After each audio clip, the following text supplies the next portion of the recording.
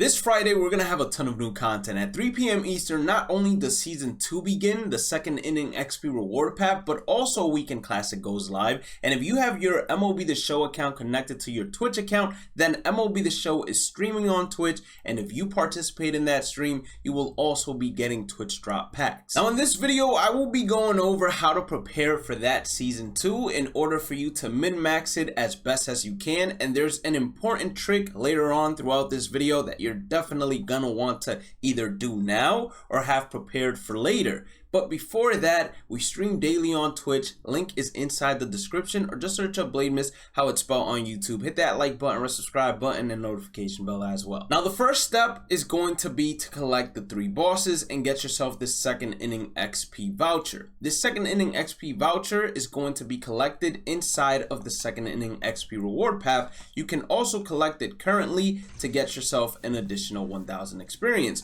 But once that second inning hits, you will be able to exchange the voucher and get 30,000 XP towards that second inning. And with 30,000 XP, you will be well ahead of the game and earn yourself some stubs, some packs, possibly more Cornerstone Evolution cards as well. Stop.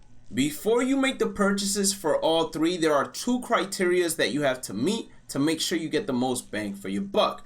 Number 1 is that these purchases are going to be well within your budget. I'm not asking you to spend your last 60,000 stubs, especially if you're no money spent and you're going to want to have some stubs to either enter Battle Royale or buy maybe a card that comes out later on. Only buy all 3 if these cards are well within your budget. The second criteria is, are you going to be playing the 11th? If you're going to be playing a long amount of hours and grinding the XP reward path, then yes. You want to go ahead and waste your last 60,000 stubs as no money spent, because by doing this and then following the method I got a little bit later on, you will make all your stubs back and then some, and then you'll also be prepared for the next season that's coming. These cards are not only usable for the collection, although they're usable as long-term investments. And what do I mean by that? Well, if these cards are not featured in any pack in the second inning XP reward path, then the supply and demand is going to skyrocket for anyone looking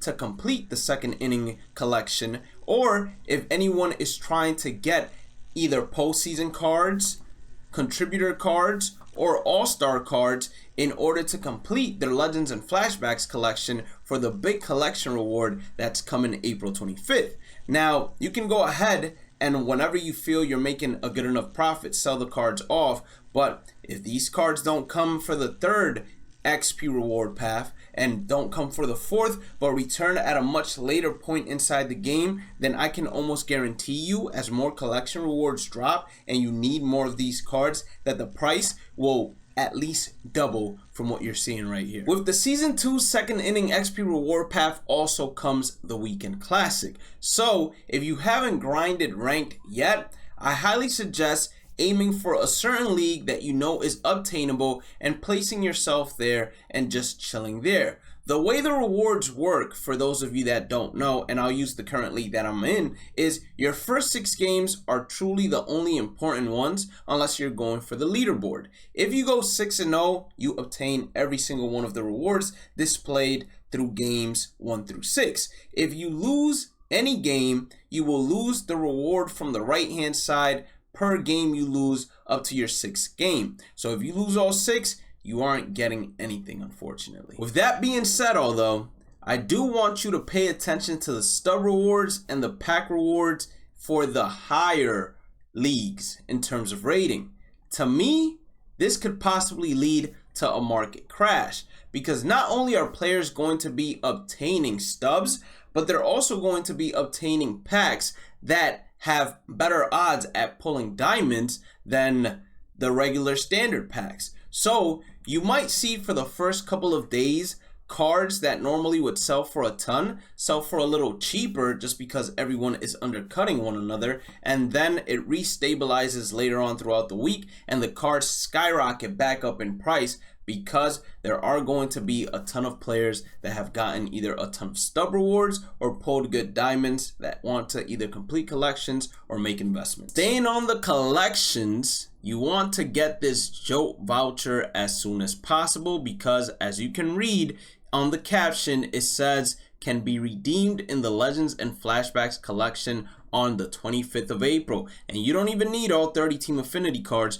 you only need 15 out of 30. With that being said, you want to make sure that you also complete as many of these as possible. I would assume that as we get closer to the 25th, these completed check marks will erase and there will be new vouchers for you to obtain, but don't quote me on that because they might do things a little bit different. The Spotlight series, this is also something that you're going to want to pay attention to and stay on top of, because as you regress in terms of progress and let's say skip a week or two, it's going to be a little bit more challenging and it's not something you necessarily want to waste time on. And then last but not least, the Live Series collection. The Live Series collection is interesting because of what I said. It's possible that we have a market crash and some of these high tier diamonds are selling for the lowest. They'll probably sell for a while, so it might be a good chance to go ahead and complete some of the collections with high tier diamonds. It also might be a great chance for you to go ahead and invest in cards that you think can possibly get an upgrade, as the first roster update is coming May 2nd. Now let's talk about my little secret on how to complete the XP path reward as fast as possible and how you can strategically set yourself up to get these rewards as quick as possible, because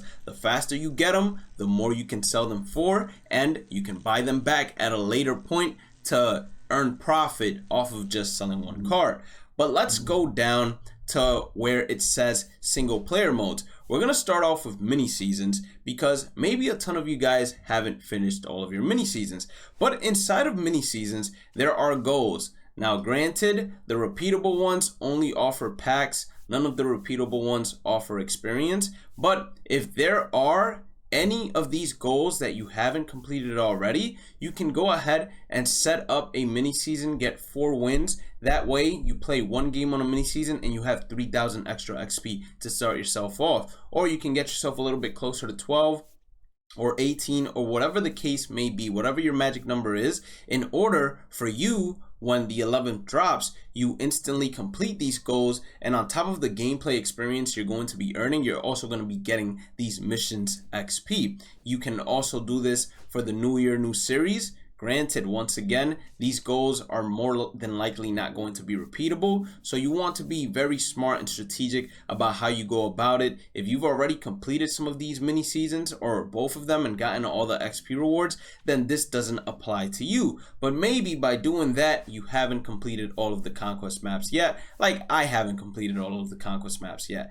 Now, what you can do for conquest, and let me switch my camera over a little bit just so you guys can have a better idea of what it is that each conquest map, for capturing all the territories, it gives you an absurd amount of bonus XP. So capturing all the territories in the USA East is going to give me 5,000 XP towards the reward path. So I could leave myself just 1 stronghold on each map until the 11th, and once the 11th drops, I'll just go ahead and beat that final stronghold in order to get 5,000 extra XP per conquest map. Now, you might want to not beat every single stronghold and just have those games ready, just so you can grind XP throughout the games, unless you're just going to go the play versus CPU route, which is another route you can take here. But even the Shamrock map, it's giving you 5,000 XP, and all you're doing is beating 4 strongholds. By doing this strategically, you're going to be able to fly through the XP reward path and get yourself closer to that second inning XP boss choice. The last way you can strategically prepare yourself is by not completing all of these programs. Now, if you're a completionist like me, you most likely have all of them done. But as you can see, some of these programs give you a bonus amount of XP. And if you're already done with the first inning, there's no point in getting those bonus amounts of XP. So you can see what programs you have left to do, where there's a couple of tasks that you can hold off until Friday. And then once Friday hits, you implement those players needed to complete those tasks in order to get yourself probably close to like 20,000 experience per conquest game, mini seasons game, or play versus CPU, depending how you go about it. And the same thing applies for Team Affinity, but for Team Affinity, it's very early on. They also have some XP boosts. So if you're someone that hasn't completed all of Team Affinity yet, and you're at, let's say, 25,000, then you have a good chance per Team Affinity to get yourself an additional 4,500 XP per team, which would be amazing in terms of the progress you make. But if you have all of that done and there are no repeatable missions that you can do, hopefully on Friday there are more missions, considering there's going to be the Spotlight program, etc. More programs for us to get more XP from. But going into play versus CPU is going to be the best XP method for anybody. And the way I would go about it is facing the Rockies always, just face them as away, and then just play out 9 innings. If you have a little cheat code stadium, something like Costco, then you can go ahead and face the worst team as home and then put that little cheat code stadium. That way you don't have to hit for an extra inning. But hitting for an extra inning is not as bad as people think, as the more runs you score, the more offensive stats, the more XP you're going to gain per game in general. Let's say you're one of the first ones to get one of the second inning XP reward boss packs. What should you do?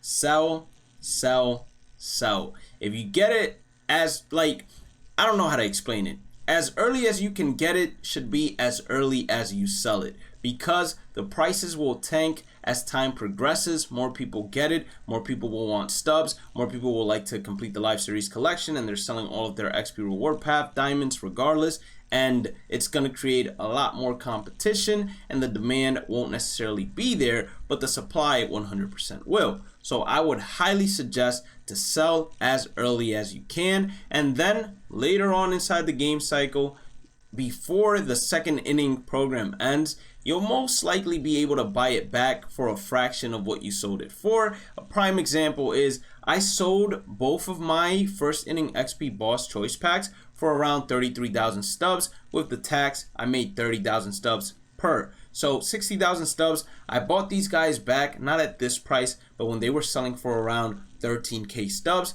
that's when I bought all 3. So I spent roughly 40,000 stubs. I came out profiting 20,000 stubs, and I wasn't even one of the first ones to go ahead and sell these. It took me probably 2 to 3 days, maybe even 4. So coming the 11th, this is what you're gonna want to do. I most likely will be streaming as early as possible, and I most likely will have a stream challenge, like not ending stream until I get one of the boss choice packs, or until I get hit with the XP cap, because the XP cap on day 1 most likely will prevent you from getting the boss choice pack. But who knows, maybe we're able to do it and we will do it on stream. So once again, if you haven't done so already, click the description, click on the Twitch link, follow us there, hit that like button here, red subscribe button here so you don't miss another video, notification bell. Check out all the other socials. Make sure you guys follow, show support, show some love on them, man. Come on, what's wrong with y'all? Have a blessed day and night. Stay positive, stay safe, stay blessed, and I'll catch you all in the next one. Peace out.